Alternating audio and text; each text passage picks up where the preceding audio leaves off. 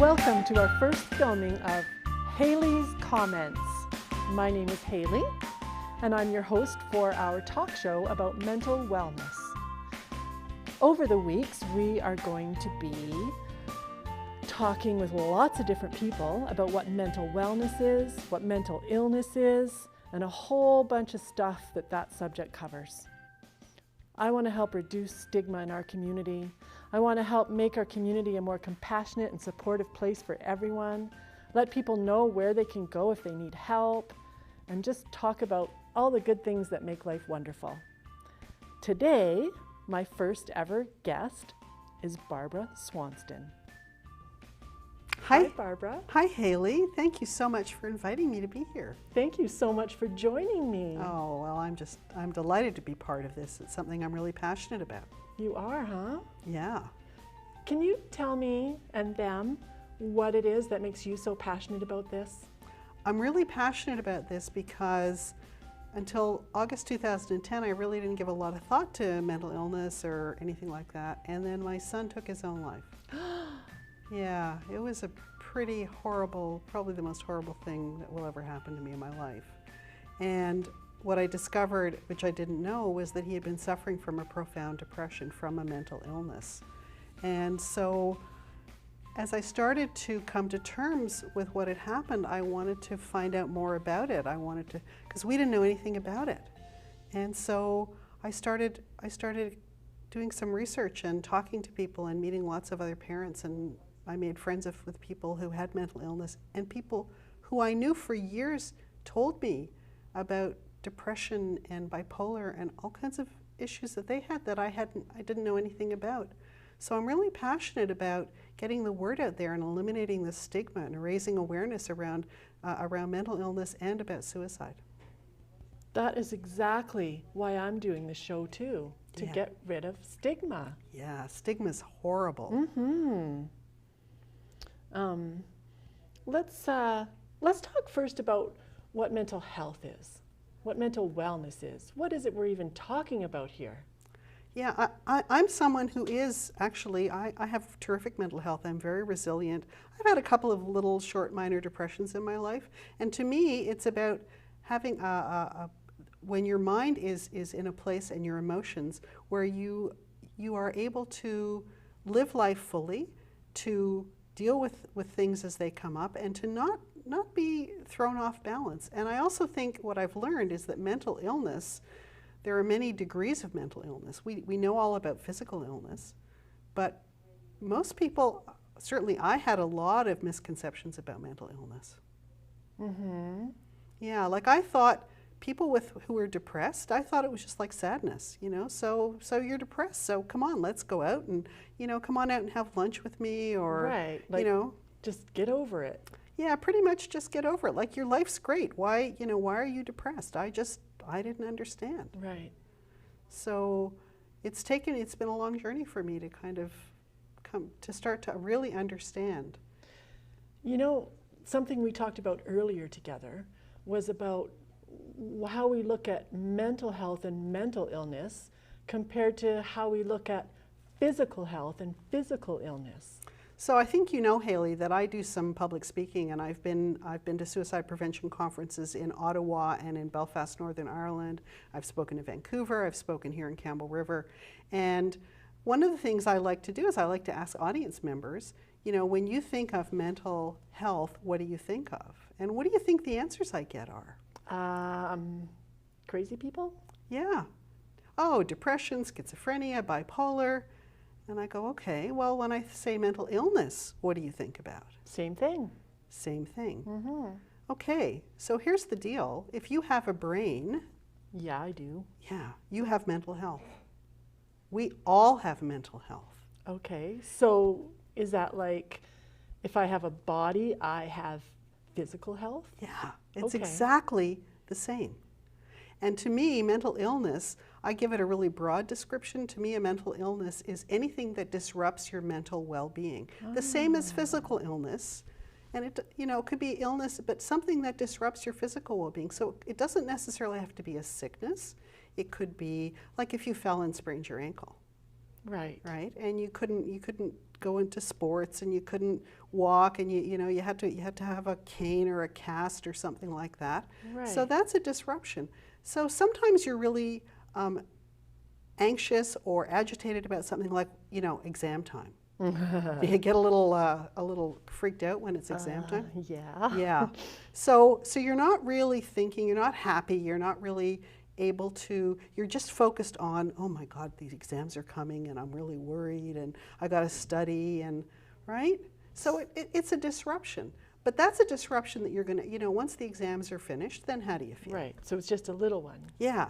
So that's the same. Like, people have anxiety, or they're sad about something, or they're upset, or they're worried about something. So that's a minor thing.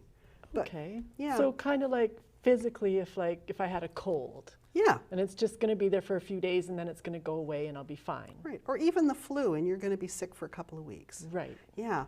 But what if, okay, do you know anybody who has cancer? Yeah, I do. Yeah. And what's that like for them? Do you know? Well, it doesn't just go away in a few weeks. No. And it's way, way more scary than having a cold. So one of my favorite stories, I have a really good friend who suffers from bipolar disorder, she's had it all her life, and it's a chronic, to a certain extent, manageable mental illness. She's also had breast cancer. And when she had breast cancer, she had surgery, she had radiation, and she had chemotherapy. And she was really sick, and the chemotherapy actually almost killed her. Wow. Yeah. And I knew all about her breast cancer, and I only knew a little bit about her mental illness until my son died. And then she really started to open up to me about what it was like for her. And I was really shocked when one day she said to me, if I could choose between cancer and depression, I would take cancer. Because I know, shocking. Wow. Because compared to depression, cancer was easy. Holy smokes. Yeah, and that was my reaction. It's Right. like, what do you mean? And she said, look, I have suffered from depression as long as I can remember. And I learned really early on that you don't tell people, oh, I don't want to go there, I don't want to do that because I'm depressed. So I would make up reasons. Oh, I have a migraine, or I have something, I'm doing something else. Because of the stigma around, people would say, well, come on, get over it, buck up, what's wrong with you? She said, when I had cancer, nobody turned their back on me. Nobody said, oh, come on, what's wrong with you? Just get better. So she said, and the other thing she said, and this really moved me, she said, when I had cancer, I never gave up hope, no matter how sick I was. She said, when I'm really depressed, I can't remember what it was like before when I wasn't depressed. And I can't imagine what it will ever be like again. I can't imagine I will ever be out of this dark, black, hopeless place. And that just broke my heart. Aww. Yeah. And so she's much more open with me about it now. We've talked a lot about stigma, and I think stigma is a huge thing. It's what we've talked about this before, that Yeah. stigma is something we all believe a lot of things that we all misunderstand. I was really shocked when I was doing my first speech in Belfast. I was invited to go to Belfast, Northern Ireland, to speak at a suicide prevention conference. And I thought, I like to understand what I'm saying and what words mean, so I Googled stigma definition. And do you know what came up? What? Stigma, a disgrace associated with a circumstance, quality, or person, the stigma of mental disorder. Ah. I just saw a pamphlet today, actually. Yeah? I'm going to show it to you. It talks Okay. about stigma, too.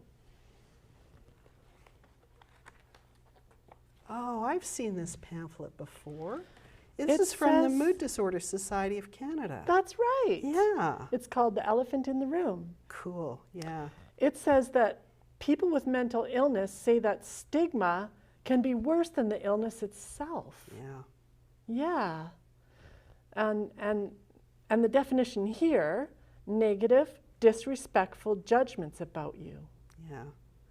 And I have another good friend who also suffers from bipolar disorder, and she talks about self-stigma.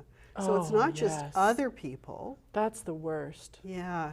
Barbara, I've had some issues myself already. Even though I'm only 17 years old, I've had some mental illness problems. Yeah, we've talked a little bit about that. Are you going to share that with people? Yeah, I can tell a little bit. Last year, maybe about a year and a half ago, I had what's called psychosis. I was seeing things and hearing things, and I thought that people were all out to get me, and I was not on drugs. Must have been scary. It was really scary. And I was isolating, staying to myself, not going out, staying in my room. I didn't trust anybody. And my brother and my friend, they recognized that I was acting weird. And anyway, they talked to my mom, and my mom talked to the doctor, and we ended up getting me some help. Oh, I'm so glad. Yeah. So what did the help look like, Hailey? Well, I was in the hospital for a couple of months. Wow. Yeah. And they found a medication that really helped. Oh, good. For me. Doesn't work right away though, does it? That's my understanding, is that most medications, you have to take them for a little while before they raise your mood. Yes, exactly. Yeah. And I also learned, like, I had a counselor, and I learned to talk about my feelings and stuff too. Yeah. But you know, this stigma stuff we're talking about, Yeah. when I went back to school after my 2 months, there was some people that were bullying me. Really? Yeah, they were making fun of me about my mental illness. What sort of things were they saying? Hailey? Oh, I don't want to talk about all the details. They called me names and stuff, bad names. Thank goodness for my good friends. You know, like having people that understood a little bit about what was going on for me and being compassionate and kind and sticking by me made all the difference in the world. Yeah. Yeah, and you know what we did then? What? We decided, me and my friends, to do our science fair project on mental illness. Wow. So we could help teach people what it was about and how they could be helpful instead of, you know, derogatory. Yeah. Yeah, and that's how I ended up coming to do this show too. Wow. Because I got so inspired learning about stuff myself all along the way. Because even, I mean, as a person who has had some mental illness, although you know what it was like for you, it doesn't necessarily mean that you know what it's like for other people. Exactly. I mean, you know, so it's like if I have a disease and you have the same thing, we could have very different experiences. Mm-hmm. Yeah. And so it's important, like for the people themselves, like me, to understand about symptoms and that you're not alone with it. Right. And that this does happen for other people, and ways to help yourself and get over that self-stigma, like you were saying. Because I was really ashamed at first. Yeah, shame's a huge thing, eh? It's worse. It really is. It's terrible. It makes it much worse. Yeah. And it's also important for other people to understand about stuff too, because it can be confusing. Well, you must know. Yeah, well, you know, it's one of the reasons I do what I do, because there's a lot of stigma around suicide too, and 90% of people who attempt or complete suicide have a diagnosable mental illness. Yeah. Yeah. So, and there's a lot of stigma around suicide. People think that people who die by suicide that they're cowardly, or that they're taking the easy way out, and that just. And I have to say, I probably had some of those thoughts as well before I learned what I've learned. Right. And what I realize now is, first of all, the will to live is one of the most basic human urges. So to take one's own life, even when you're in a suicidal coma, which is that place that you don't want to live anymore because you're in so much pain, your body will automatically go into survival mode. And so it's not easy. It's not easy to take that final step. Right. It's not cowardly. It takes actually a lot of courage. Right. And it's certainly not the easy way out. Right. There's nothing easy about taking your own life. And I think, you know, you were talking about how you were feeling. One of the things I know about people who are in a suicidal coma is that they tend to feel worthless and hopeless. And they often believe that people will be better off without them. That's really sad. You know what? Talking about this makes me feel really sad and kind of anxious. Does it? Yeah. So how can I help you then if you're feeling a little sad and anxious? What would be good for you to help you kind of just calm down? Do you have some skills around that? How about some breathing? Okay, so And easy breathing, right? Yeah. Not really sucking breath in, but just taking easy breaths. And to remind me that even though we're talking about some hard things here, the reason we're talking about it is for hope. Absolutely. And to figure out about the good things in life. Yeah. And this show, Barbara, although we will talk about mental illness, the show is actually about mental wellness. Yeah. Yeah. Yeah. It's the same, and again, I like to come back to the whole physical illness and physical wellness. Even when people are physically ill, the goal for most people is to recover to some extent, to become as we all want to be as physically well as we can. Yeah. And also, physical illness affects our mental health. So if you're really ill, you're going to have a disruption to your mental health. So there's going to be some mental disruption, some mental illness per se. It all goes together, doesn't it? It all goes together. We Yeah. can't separate. We Right. can't separate. Now, Yeah. when you were going through your psychosis, did you have physical symptoms as well as mental and emotional symptoms? Well, feelings are kind of physical too, aren't they? Like I call them feelings. I had some anxiety, some fear, and I felt it in my body. Yeah. Yeah. Because I know I've heard people say that when they're feeling depressed, that they often feel almost achy and really tired, like it's movement, it just becomes really difficult. They just, Right. everything seems to slow down. Or if they're hyper and manic, it's the opposite. It's like they get really agitated and shaky and yeah. There is so much for us to talk about and learn and explore with this. Absolutely. I hope that you will come back again and talk more with me. I will. I would love to. I really enjoy talking with you. I really love talking to you too, and I think it's so important for people to hear conversations like this. Yeah. That there's nothing. This is normal. This is all part of life. Whether you're physically well, physically ill, mentally ill, everybody will experience some of that in their life. 1 in 4 people will have a diagnosable mental illness in their life. That's a lot. That's a lot. So you think. Anybody who's out there watching, if you're watching with a few people and you start looking around, maybe that, when I'm doing my talk and I say that 1 in 4 people, then I start counting out in the audience. 1, 2, 3, 4. 1, 2, 3. Oh yeah, definitely you. 1. And I'll tell you, people get really uncomfortable. It's like, oh, not me, no, must know them, not me. Yeah. Yeah. That's a whole nother thing to talk about, isn't it? Yeah. In fact, I got kind of just thinking about that, it's just. Well, part of what we've started doing here is opening up the conversation so it's not hiding in the closet, it's not a shameful thing, it's okay to start talking about this kind of stuff. Absolutely. And it's not that's just okay, I think it's absolutely It's necessary. important. Yeah, It's imperative. really important as part of our health. And I want to say, Hailey, I think you're so courageous. I have so much admiration for you for putting yourself out here and being willing to do this show and bring people on and talk about the hard things. Because I know, you were saying earlier, like you're very involved in this and you've had personal experience. So this is hard for you. So It is. way to go. Thank you, Barbara. Yeah. Thanks, everybody. Thanks to Shaw TV for filming us, encouraging us, and believing in this idea. And the Schizophrenia Society for making it possible for me to be here. And you, Barbara, and everyone out there who might be watching. I hope you'll come back and watch us some more because I'm going to have lots of a variety of different kinds of people. Bye. It's a puppet-hosted talk show about mental wellness. It's going to be hosted by me, Hailey, and some of my other puppet and human friends from the Campbell River Schizophrenia Society. We're going to interview lots of different people.